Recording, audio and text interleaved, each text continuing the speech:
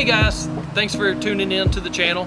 My name's Justin Wise and this is the Wise Guys Detailing YouTube and video page. Today we're going to be doing a walkthrough with how to wash your vehicle after it's been, say, professionally detailed. There's a lot of things that come into key when we are taking care of a vehicle that has, say, already been polished or been ceramic coated. So we're going to walk you through the step-by-step on how to take care of your vehicle from that day forward.